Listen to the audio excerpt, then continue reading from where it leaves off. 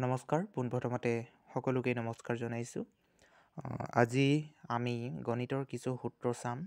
আজি কোনো অংক নাচাওঁ, যিহেতু মোৰ এই ভিডিঅ'টো মোৰ ইউটিউব চেনেলটোৰ প্ৰথমটো ভিডিঅ', গতিকে মই বেলেগ আজি অংক নকৰাওঁ, কোনো ক্লাছৰ অংক নকৰাওঁ।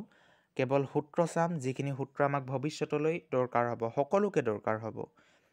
কেৱল 9 বা কেৱল 8 বা কেৱল 10ৰ ষ্টুডেণ্টকে যে দৰকাৰ হ'ব নহয়, ভৱিষ্যতলৈকে সেইবোৰ সূত্ৰকে কৰি আমি আগবাঢ়িব লাগিব। গতিকে আমি সেই সূত্ৰসমূহ আজি চাম। অ'কে, ঠিক আছে, আমি সূত্ৰসমূহ চাওঁ। অ'কে, সূত্ৰসমূহ আমি একাদিক্ৰমে চাই যাওঁ। মই লিখি লৈছোঁ। এটা আয়তৰ কালি L × B, অৰ্থাৎ দিশ পূৰণ প্ৰস্থ। আমি জানো এইবোৰ, তথাপিও মই এবাৰ বনাইছোঁ ভিডিঅ'টো, আৰু যিসকলে নাজানে লিখি ল'ব। এটা ঘনকৰ পৃষ্ঠকালি 6a², অৰ্থাৎ 6 × বাহু স্কুৱেৰ। ঠিক আছে, ঘনকৰ।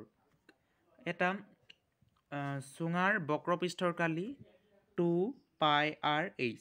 অ'কে, এটা চুঙাৰ মুঠ পৃষ্ঠকালি 2πr × r+h। এটা শংকুৰ বক্ৰপৃষ্ঠকালি πrl। এটা লম্ব বৃত্তাকাৰ চুঙাৰ পৃষ্ঠকালি πrl + πr²। বা আমি সেইবুলি নিলিখি আমি লিখিব পাৰোঁ πr × l + r লিখিব পাৰোঁ। অ'কে, তাৰপৰা আহিলে r ব্যাসাৰ্ধৰ এটা গোলকৰ পৃষ্ঠকালি 4πr²। ঠিক আছে, আৰু এটা অৰ্ধগোলকৰ বক্ৰপৃষ্ঠৰ কালি 2πr²। আকৌ আহিলে এটা অৰ্ধগোলকৰ মুঠ পৃষ্ঠকালি 3πr²। আমি প্ৰথমটো পাইছিলোঁ কি, এটা অৰ্ধগোলকৰ বক্ৰপৃষ্ঠকালি, তাৰ পৰা আহিলে অৰ্ধগোলকৰ মুঠ পৃষ্ঠকালি 3πr²।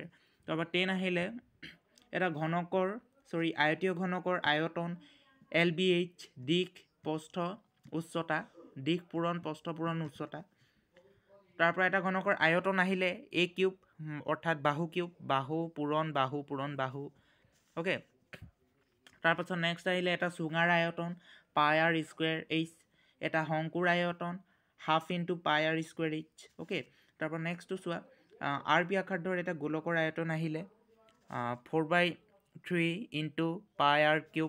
অ'কে, তাৰপৰা নেক্সটটো আহিলে চোৱা, অৰ্ধগোলকৰ আয়তন 2/3 πr³। ত্ৰিভুজৰ কালি ½ × b × h, b মানে ভূমি, h মানে উন্নতি। ৰম্বাছৰ কালি ½ × কৰ্ণ দুডালৰ পূৰণফল, সামান্তৰিকৰ কালি ভূমি পূৰণ উন্নতি, আৰু বহুবোৰ সূত্ৰ আছে, কেৱল মই এইকেইটাহে কৈছোঁ আজি। ঠিক আছে, থেংক ইউ।